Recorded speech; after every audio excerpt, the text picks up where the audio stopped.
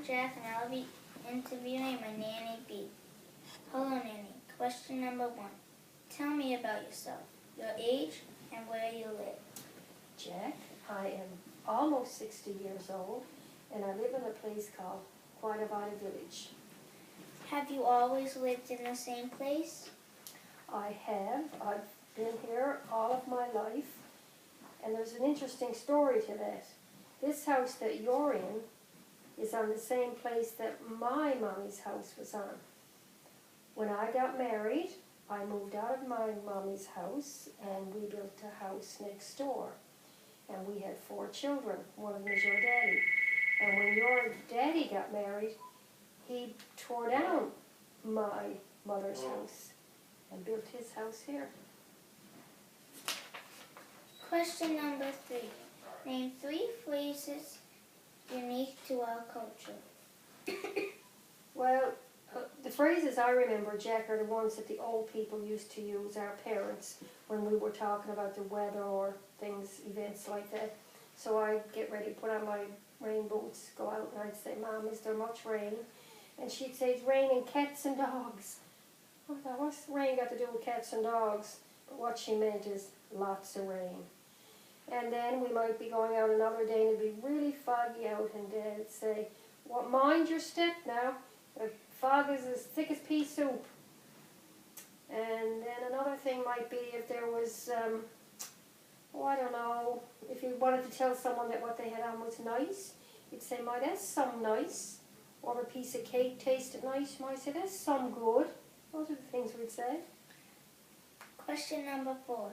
Discuss a part of our culture that your family participates in. Well, there are 2 things that I remember quite clearly. The first is berry picking. We always went berry picking, blueberry picking and partridge berry picking. And there's a blueberry hill right down here behind your house. We go with our buckets, our jugs, containers and bowls. And the job was to fill them to the top. And we'd sit in a patch and pick our berries, and the jug would be full to the top. And then we'd get hungry and we'd start to eat them. So by the time we got them home, the jug was only half full. And we'd say, that's all we could find. But the blueberries were all over our lips and our chins, so Mom and Dad knew we ate half of what we picked.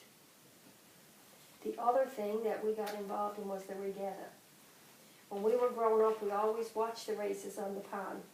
And then when I got married, I married a man who liked to row. So he rowed in the regatta, and our 4 children rowed in the regatta. And to this day, we still participate in the regatta. Question number 5. What games did you play as kids? Well, most of the games we played were made up, or they had very simple things we needed to play. For example, we played jacks. We had these little tiny pieces of figures almost. We'd throw them up in the air and we'd catch them. We played marbles. We played skipping, skip the rope. Hopscotch, where we took some chalk and made lines on the sidewalk. We had to jump between the lines.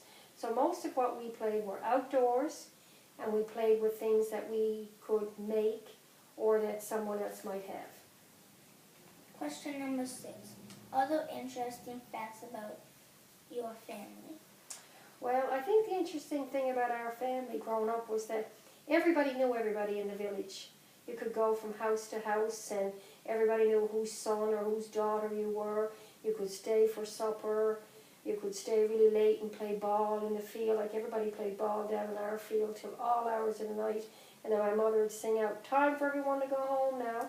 So the uniqueness there was that everybody knew one another and no one locked their doors. You could go from house to house and you'd be looked after and you'd be sent home and stuff like that. So I think that made us pretty unique.